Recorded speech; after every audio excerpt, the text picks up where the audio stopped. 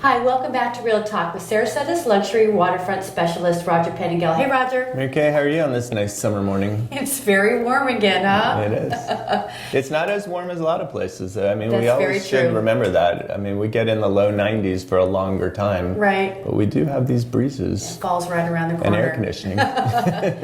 You know, in the past we've talked about furniture. We've talked about whether or not it's an advantage if a listing is coming furnished or not furnished. But I thought we'd talk a little bit today about if you are going to be selling your residence furnished, how to really thoughtfully prepare furniture inventory. Right. So furniture can be a blessing or a curse for sure. So we like it when it shows off the property. So anything that can give scale to rooms, or something that is a more current look, say.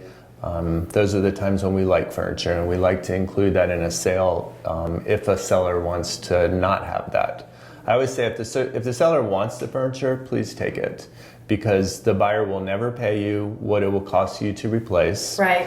Everybody thinks everybody's doing a favor with furniture a lot of times. So if you want the furniture, we just won't talk about it. One of the things that's really a problem is if we're showing a property and somebody has asked us to sell their place furnished, but it's furniture more of convenience or something, but they're saying, oh, this furniture's so nice, and we're like, oh yeah, it's beautiful, it came from Robin Stuckey, and they spend $100,000 on it. So then the offer comes in, and they're like, well, we want everything but that fancy $100,000 furniture, so we'll take that right off the price. So that can really work against us.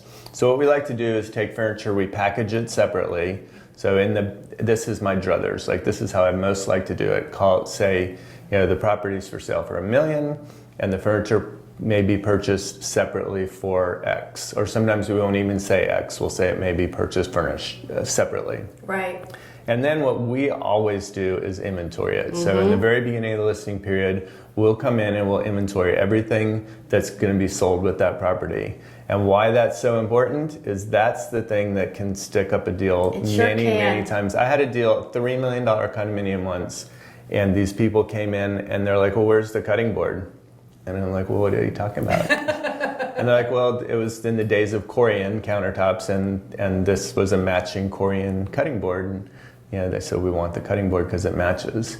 And I was like, oh, I'll get you one. And they said, no, it wouldn't be from the same Corian lot. I mean, it got silly like that, right? But it was important to them. Right. Yeah. And so we like to have people know what they're buying, and we like to have sellers know what they're selling. Mm-hmm. So when we inventory that, we really ask our sellers to be thoughtful in looking it over when they're signing it, because that's something now you're offering for sale, mm-hmm. and you'll be contractually bound to that. Yeah, and the seller or the buyer will be expecting that as well. It's an unnecessary reason to have stress in a sale. It really is. We one of the reasons we're talking about it is just to continue counseling people about the best way to deal with your furniture. We're here to sell your property. We're happy to help you with the furniture too, but the main thing, that's the big asset here, is the property. And make the transaction overall just go as easy as possible. Right, we want everybody to be happy at the end. We do.